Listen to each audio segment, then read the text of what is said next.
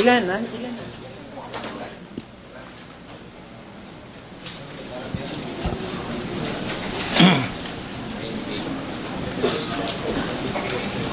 With 19 senator judges present, the chair declares the presence of a quorum. Mr. President, Yes, the majority floor leader. may I ask the Sergeant at Arms to make the proclamation, Mr. President? The sergeant at arms is directed to make the proclamation. All persons are commanded to keep silent under pain of penalty while the Senate is sitting in trial on the articles of impeachment against Chief Justice Renato Corona. Majority floor leader.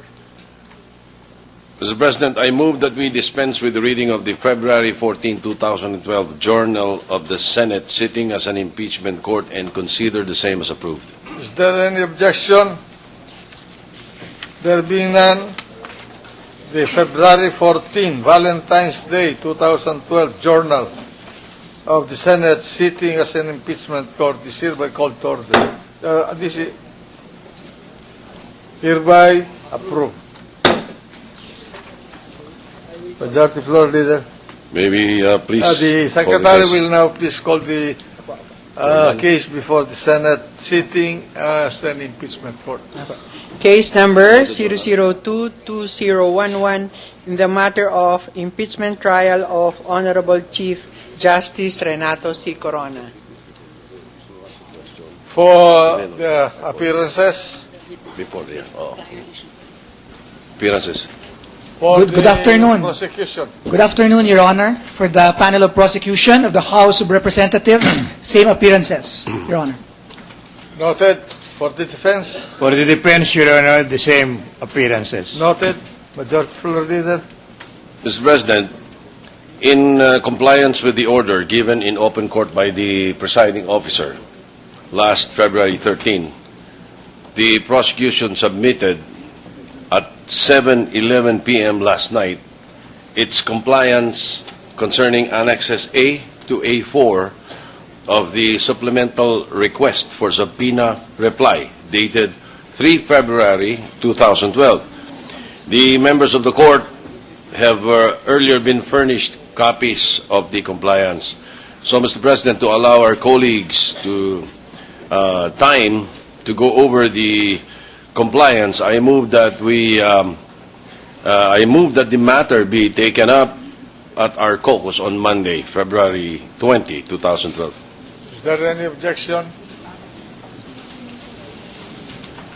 The chair hears none. The compliance shall be considered by this court in a caucus on Monday, February 20, 2012. Thank you. Mr. Floor President, leader. the counsel for Chief Justice Corona filed a reiterative motion to quash the subpoena issued by the court to PS Bank Branch Manager Ms. Annabel Tiongson. I move that the presiding officer rule on the motion. Well, just like what this chair said yesterday, since the bank account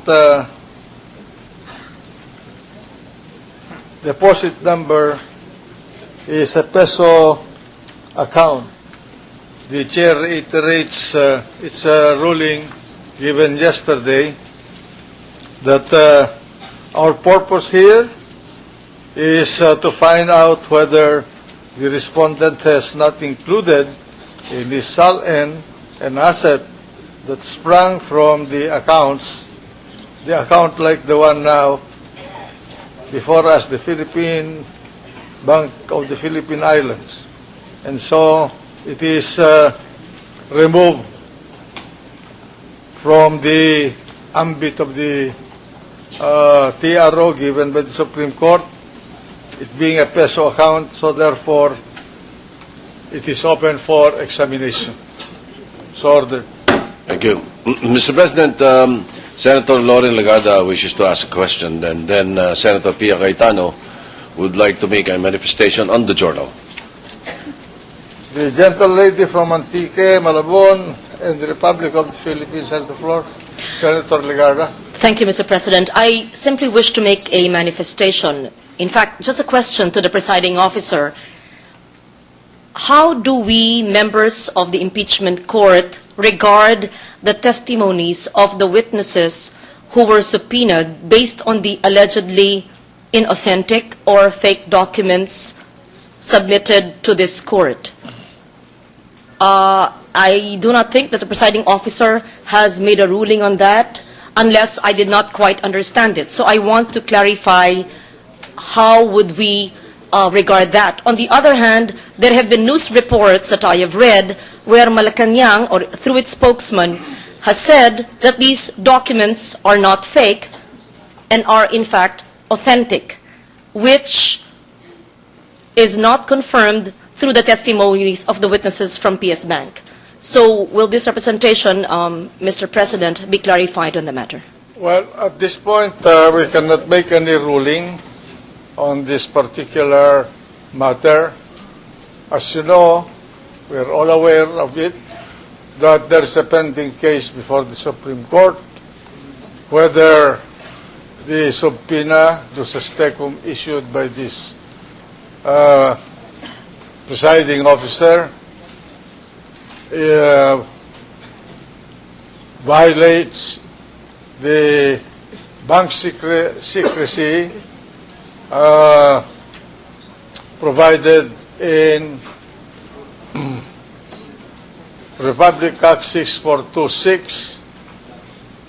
So it is the position of this chair to await the disposition of the Supreme Court with respect to that and take up this particular legal issue at the time when those documents or those testimonial evidences and those documentary evidence would be offered in evidence by the respective parties that would do it, provided at that point in time the Supreme Court shall have rendered already a final decision on the matter.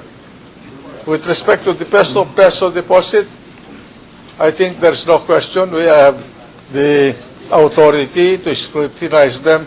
There being a clear exception given in Republic Act 1405 with respect to such deposits in relation to an impeachment case pending before this court. Thank you, Mr. President.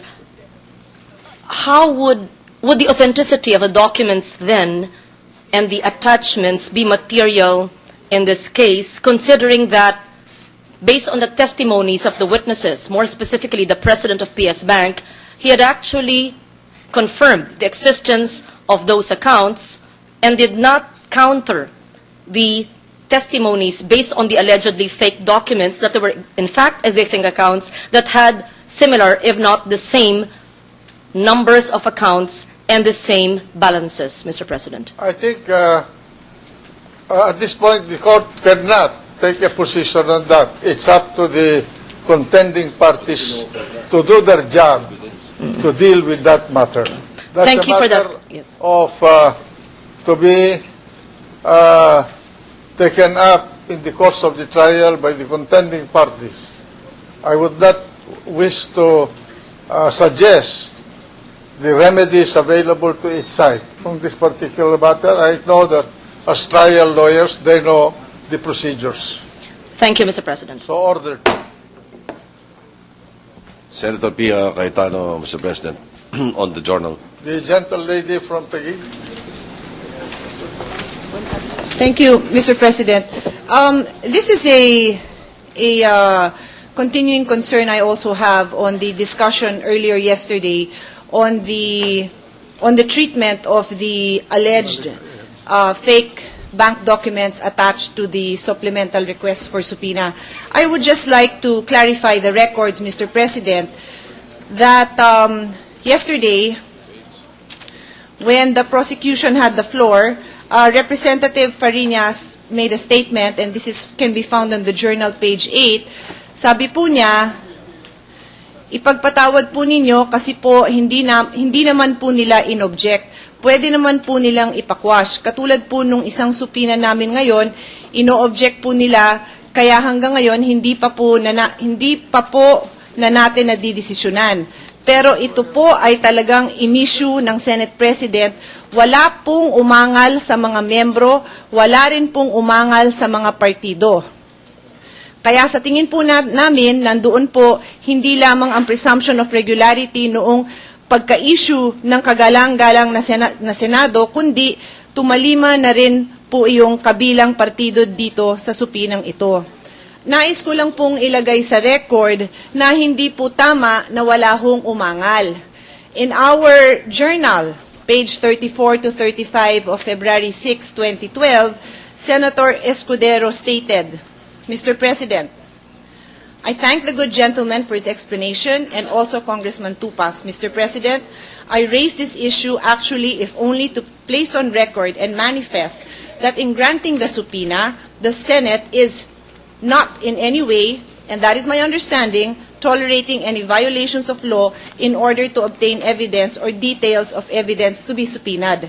That in so issuing the subpoena, as specified by the order of the court, the Senate does not in any way allow nor does it give its consent for such practices in violation of the law to be done by either side, either by the prosecution or by the defense. I submit, Mr. President. Thank you, Your Honor.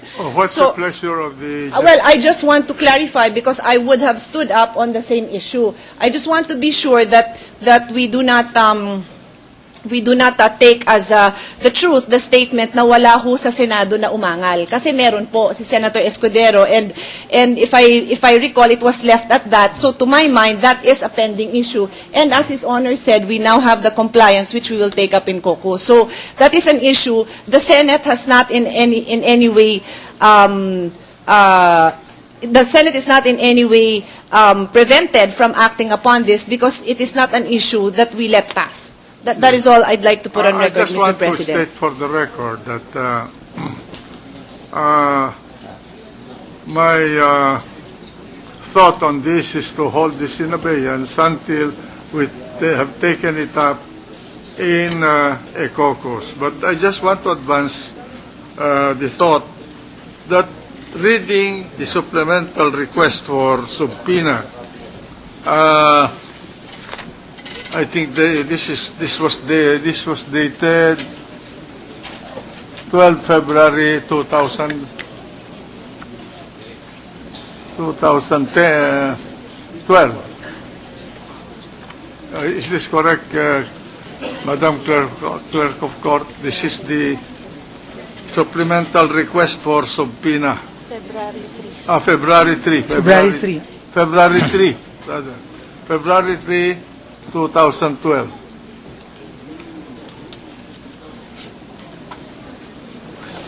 It is during this time that Mr. Prosecution, it was in accordance with this supplemental request that the question document was attached to this pleading. Yes, sir. Okay. Yep. Now,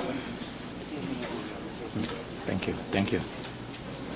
I am not accusing anybody, but I think that the requesting party knew very well